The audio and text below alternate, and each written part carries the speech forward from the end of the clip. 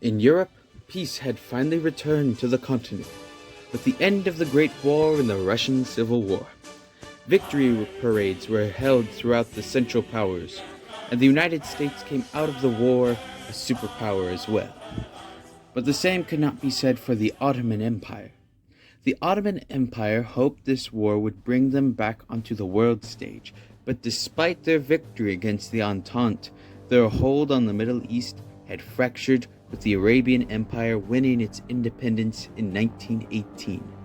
And with the Arabians proving independence is possible, other ethnic groups would be inspired to take up arms against the Ottomans, most notably the Kurds and the growing Jewish population. On June 31st, 1920, a Kurdish protest in Sulaimaniye was held and demanded independence from the Ottomans, but the protest was harshly put down by brute military force, and in Jerusalem, similar protests were put down in the same way. In the eastern Ottoman provinces, the Kurds, taking inspiration from the Arab revolt, formed militias and began using ambushes to combat local Ottoman forces. One man named Ahmad Barzanji led one of these militias, but he was more aggressive in his attacks. On September 12, 1920, Mahmud Barzanji and his militia alone captured Sulaimaniye and was proclaimed a liberator to the Kurdish residents. The Ottomans were now dealing with a new threat, and General Kakmak was sent to deal with the rebellion. Mahmud Barzanji now went on the defensive and united the militias under his authority to defend the city and the surrounding regions. Meanwhile, in the lands of the southwest known as the Holy Lands, there had been a large Jewish population increasing over the years.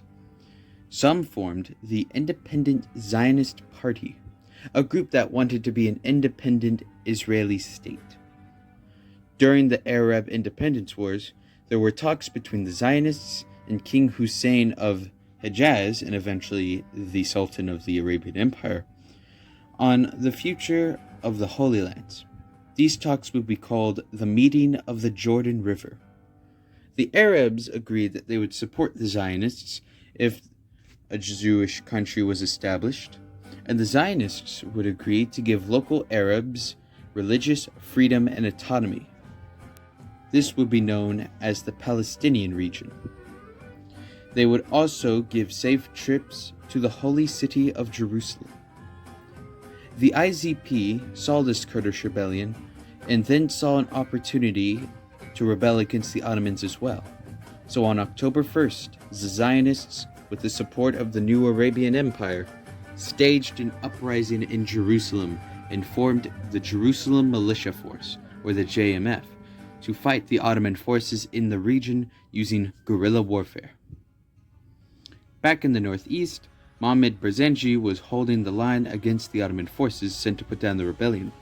He then pushed back Fevzi's forces and marched north by December 11, 1920, and quoted, "We march north, my friends, to liberate the Kurdish people against the Ottoman oppressors. If the Arabs can be free from Istanbul, so may the Kurds." He then captured the cities of Erbil and Rania a few weeks later, inspiring more and more Kurds to join the militia and fight for independence. With the militia having thousands of recruits, it became the foundation of the new Kurdish military. The Ottoman leadership was now in an absolute confusion, and the Sultan asked Kaiser Wilhelm to send support for this new war. But Kaiser Wilhelm refused, as the German Empire was finally at a time of peace and was not going to break the new peace because of an uprising that was not of his concern. The Ottomans, feeling betrayed, were now on their own. In Jerusalem, the Jewish militia had been holding on to the city against the Ottoman forces for 3 months. The militia then decided to attack south and captured Bethlehem, a striking victory for many Jewish Christians. The second militia then attacked north around the same time and captured Ramla, on February 7th, 1921. The Ottoman Empire was collapsing, and it was just going to get worse.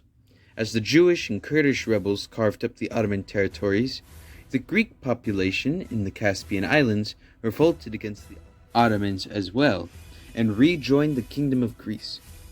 And in the region known as Assyria, many Assyrians also revolted, especially those who were part of the Syrian Orthodox Church who felt that they were religiously oppressed.